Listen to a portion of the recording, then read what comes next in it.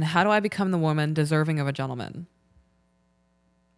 You got to do the work. You do have to do the work. You need to work on being the best version of you that you can, work on your communication skills, work on your future, Right. have goals, set like a 5-year plan.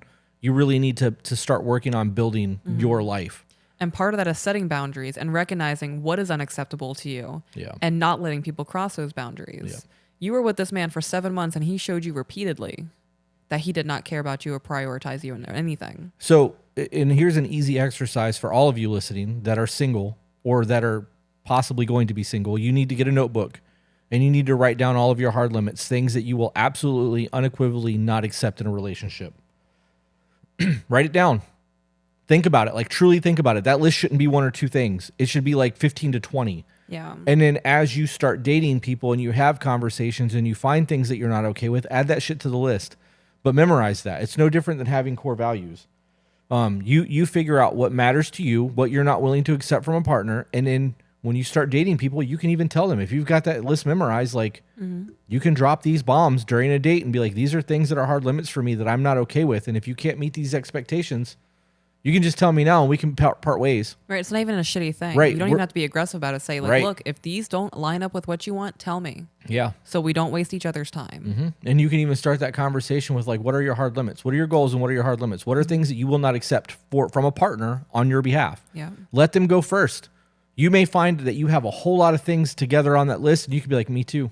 You know, Me too. Oh, that's a good one. Didn't think about that. Let me add it to the list. That would even be a more passive way to approach that conversation. Yeah. Because if you sit down with someone and just start hitting them with your hard limits, they're going to be thrown off. Yeah. And be like, damn, like that's kind of aggressive. Even if you're not meaning it in an aggressive way, because you are sitting down and setting your boundaries and it's unexpected to them, they could make them off kilter a little bit. Right. If you sit down and said, what are your hard limits? What are things that are disrespectful in your eyes? Yeah. Not only will they be more apt to open up, like you said, you could be crossing off things that already answer your question. So that's not Right. even going to be a point of conflict. Yep. And then you may find that there are things that you vehemently disagree with. You know, if we had that discussion about the bar, for example, on our first date and you were a bar goer, Right. we would have never made it past the first date because I'm not going to ask you to not go to the bar. You can do whatever the fuck you want to do. You're just not going to do it with me. Right. Because I know my value. I have self-worth. I have hard limits. And I'm not going to be with somebody that's not willing to respect those boundaries. I did go to the bar when you and I first were Right. talking. Before we had that discussion. Though. Right. But I want to point that out. I would go to the bar with people from the shop. It would be like a shop outing. Right. It's not like I was going to meet people. I was going to hang out with people. Right. It was a social thing for me. But I was staying out until 2 or 3 o'clock in the morning. And it wasn't like an every Friday or Saturday night thing. I think I did it 2 or 3 times in like a 6-month time span. Yeah. And it got to the point to where you and I were getting pretty serious. And that's when you hit me with, this makes me uncomfortable. If we're going to continue doing this, I need you to consider my feelings in this. Right. And that was the conversation. It wasn't, you need to stop going, we're not dating anymore. It's, when you do this, it makes me feel X, Y, and Z. Please take my feelings in consideration. Right. Because had you not taken my feelings in consideration and been like, I don't care, I'm going to go anyways. Right. You've shown me my feelings don't matter in that scenario. And that's something that it's an absolute no for me. That's just the way it is. And if the roles were reversed and I was a drinker and you were like, I am not okay with this, I would have a decision to make. Right. I either want to have my relationship or I want to go to the bar. If I can't do both, I have to choose one. And if I chose the bar and you chose to walk away, that's your prerogative. You have every right to do that.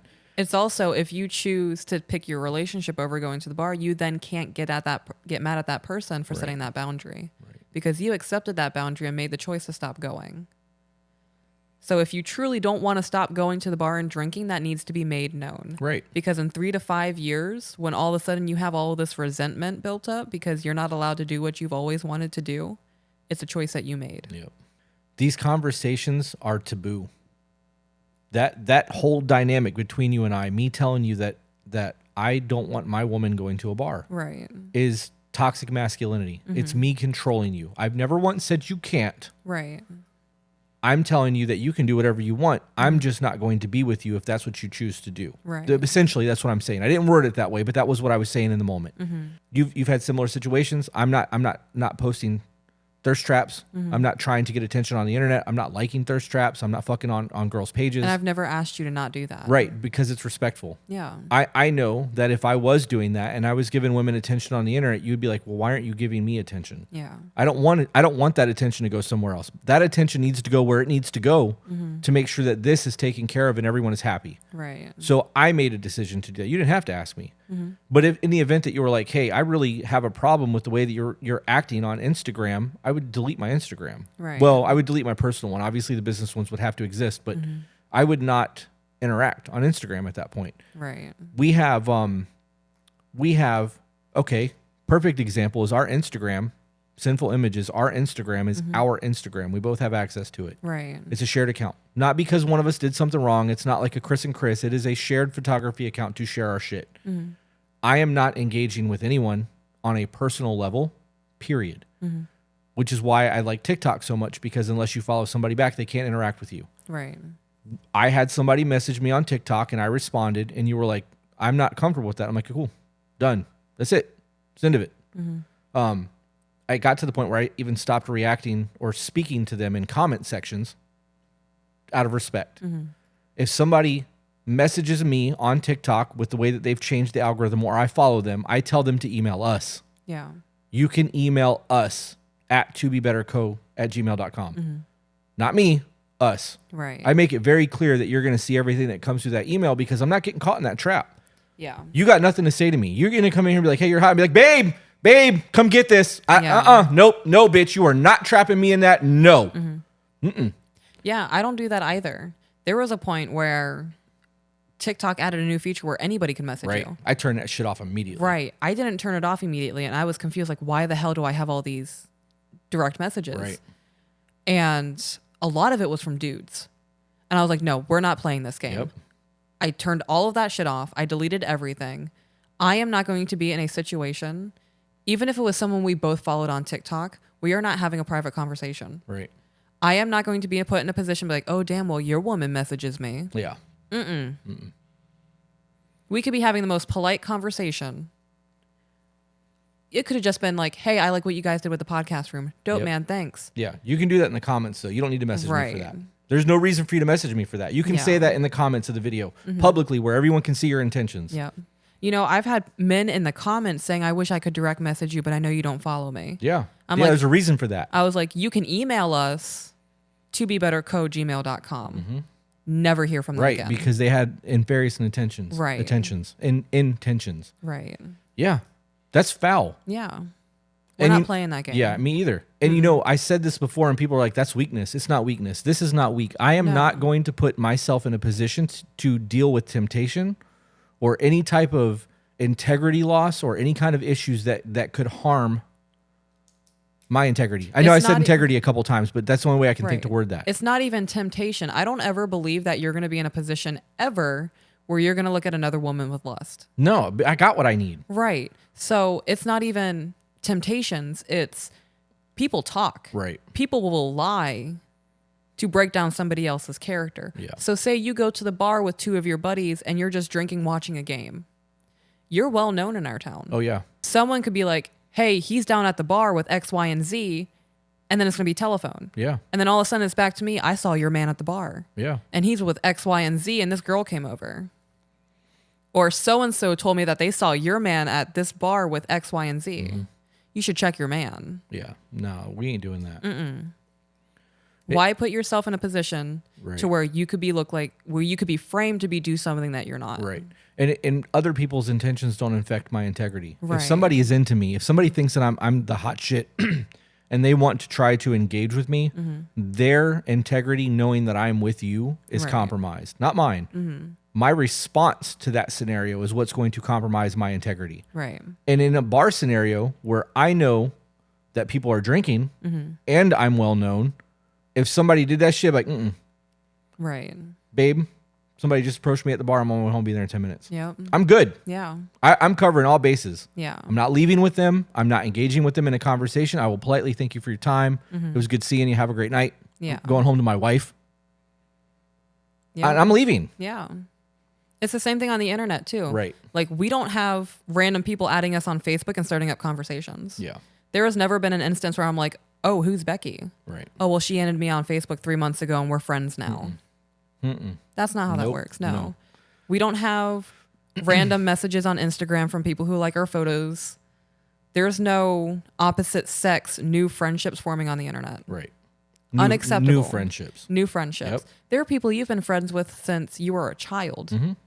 I am in no position to be like, you can't talk to her anymore. Right. But every one of those women know about you, and every one of those women are like, I can't wait to meet her. Right. And I've told you that. My friend April from California flat out was like, she seems like a fun, badass chick. She's like, I cannot wait to meet her. Right. And I'm stoked to meet friends in your life. Right. I don't care if they're male or female. I know your quality of character. Right. The people that you have in your life, I know are good people because you don't settle for less. But I also don't have those conversations and then 5 weeks later be like, oh, by the way, I have those conversations immediately and come home and be like, oh, I'm talking to my friend April in California. And she said blah, blah, blah. I'm not hiding shit. Right. I'm not. Yeah. I don't want to have any seeds of doubt sown, which is why we don't do the divorce game, which is why we don't threaten to leave each other, which is why when tensions get high, one of us is okay with walking out of the room for a minute and regaining our composure and coming and sitting back down. Yep. These things are healthy. Yeah. And feeling the way that you feel is necessary. Your emotions are set to guide you. If something's not right, That's and your your body emotions are going, saying, hey, this isn't right. Pay attention. You fucking listen to it. I don't know. When it comes to any type of social media, I am not entertaining any man that I do not know. Yeah. So if a man messages me and say, hey, how's your day going? You're either never getting read or you're getting deleted. Yeah. I have a private Instagram that's separate outside of the sinful images. And that is an Instagram related to piercing, Right. weightlifting, some photography, whatever. If you are not messaging me in regards to pricing for piercing or interested in a tattoo, I'm not reading your message. Right. Same. Or I'll read your message. If you're complimenting one of my photos and you want to direct message me, I'll read your message and I'll heart react it. That's it. We're not having a dialogue. I'm not even heart reacting most of the comments. I will leave motherfuckers read. I have 4 Instagram accounts. 2 of them are business. 1 is personal, 1's photography. And then I have our Instagram. Right. Our Instagram is the only one that I am logged into consistently. The only time I go to the other Instagrams is if I get a message or a notification and I want to clear the notification. My personal Instagram, I get Nicole and Tim sending me stupid reels. Like that's the account that we send reels to. But I literally use that account just for them. I rarely even post things on there because I have so many other Instagrams that I need to pay attention to because of business and like our joint account. And I got to be honest, using the joint Instagram and only the joint Instagram is a lot easier for me because I don't have to worry about the other ones. Right. People that are relevant have my phone number. Yeah. And if you don't have my phone number, you're not fucking relevant. You don't have access to me. Yeah. You know, I find it really sketchy when I hear people in relationships going, oh, yeah, this random dude messaged me 3 months ago and now we're friends and my man doesn't know about it. Yeah. So that's sketchy. Can we have that discussion? Like, you don't need to be making new friends, in my opinion, of anybody in the opposite sex when you're in a relationship on the internet. When random dudes reach out to you on the internet, especially women, it's because you're attractive and they're trying to get in there. Right. You don't need new friends when you're in a relationship from the internet. From opposite sex. From the opposite sex. You know, I don't entertain anybody on the internet. Yeah. I don't have the energy. For the most part, I don't either. The only time I really engage with people is if like there's like a heartbreaking story that they reach out to tell us, because that does happen. Right. Or it's... But it's related to the business. Right. Or it's business related. It's not on a personal level. You and I have friends that are mutuals on Facebook that are starting to add me, and they're all in a list. I'm not accepting any of that. I have no reason. Play that game. Yeah, I don't know you. Right. And like, as far as I know, my woman doesn't know you. She's never once mentioned you to me. So why are you trying to add me? Like, right. You know what I mean? Like, it's just not a thing. And the friends that we have that are mutual friends that have you know, whether they're male or female that have a partner, I will engage with them because I know they're together. Like, I will have that friendship. But in the event that friendship breaks apart and start, you know, things might become different at that point, because now I don't know your intentions. You know what I mean? Like, and that is a thing. I saw something on the internet. Go ahead, because this is going to change the subject. Well, it's not, but I was going to say, so we are friends with couples on Facebook. Yep. I only deal with the woman. Right. I only deal in with those the man. relationships. So much so that I asked Evan instead of Jackie if you guys could go to Salem for a weekend. I've been friends with Jackie for 5 years. And that conversation went to her man. Right. How would you feel about the girls going to Salem for a weekend? He's like, I'm sure she would love that. I'm like, cool, let's make that happen. And I don't need to talk to her. It's not even a gatekeeping thing. Nope. It's out of her respect. Yep. Because if that relationship ends, there's no need for me to be his friend. Yep. Exactly. There's no need for that. You know, if we have friends and they're a couple and we brought them up, so I'm going to use them as an example. And if Jackie's blowing you up for 6 hours straight on a Saturday night, I'm having a problem with that. Yeah, I would too. Like, unless it's fitness related, you guys are talking about CrossFit, whatever. If she was sending me updates on Evan at a CrossFit meet, that's a very different conversation than her going, hey, what are you doing? Right. Yeah. I agree. And there's going to be people that are like, that's unhealthy. That's toxic, blah, blah, blah. You can call it whatever you want. My fucking relationship is intact and happy. Right. There is no need for me to be talking to somebody else's man about anything. Right. Unless like I'm planning a surprise party or he's planning to propose. We do not need to be having conversations to get to know each other on a personal level because you're dating my best friend. Right. That's it. That's exactly right. I feel exactly the same way. That's inappropriate to me. I saw a conversation on the internet that said, when the person that you are entertaining knows more about your marriage than your partner knows about them, you're cheating. Yes. And I was like, damn, that is a very elegant way to say that. Because, I mean, at what point is crossing the line? Right. I personally am uncomfortable with people coming to me about their relationship in my real life. I will hear them. People need people. I do have people that I love. And if somebody I love comes to me and says, hey, this is going on, I need advice, I'm going to listen. And I'm going to listen intently. And I'm going to give the best advice I can give because I know they're not doing it for me to get involved in their relationship. They truly need an ear. Right. I'm down for that. But if you're coming to me to complain about your marriage and you're not willing to change anything and you just need to vent, I don't really care about that. Like, I'm not it. I don't need to hear that. Right. I got enough problems. Like the last thing I need is to take on your bullshit. If you're coming to me because you need help. Yeah. We're here for solutions. Yeah. That's it. We're not here to complain. Yep. I look at people who complain without trying to make solutions as nothing more than whining about their life. Right. And I don't have time for that. I have other shit that I could be doing right now. I don't need to spend 2 hours listening to you fucking complain. That's that pity me. Yep. That's a pity. Yeah. It's a pity me control drama. That's exactly what it is. I want to jump back to what you just said about crossing the line when you have a friendship that knows more about your marriage than your marriage knows about that friendship. For me, that falls in the line with having new friends on the internet that your partner doesn't know about. Right. Yeah. If you're working at a new job and Paul knows more about your husband than your husband knows about Paul, it's cheating. you have a problem. Yeah. That's emotional cheating. You're divulging things to Paul that you can't have a conversation with your husband about when it's related to your husband and your marriage. Yep. That also shows that you lack the ability to properly communicate with your partner. Right. Because if you feel more comfortable telling a stranger about your life than your partner, it means that you don't feel emotionally safe. You know their communication style does not mesh with yours, and you have not done the work to figure out how they communicate. Right. Therefore, you're still butting heads and fighting and not talking.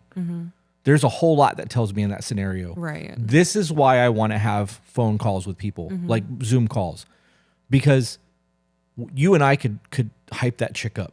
Right. Like there's so many positive things that we could tell that woman about how to improve her life.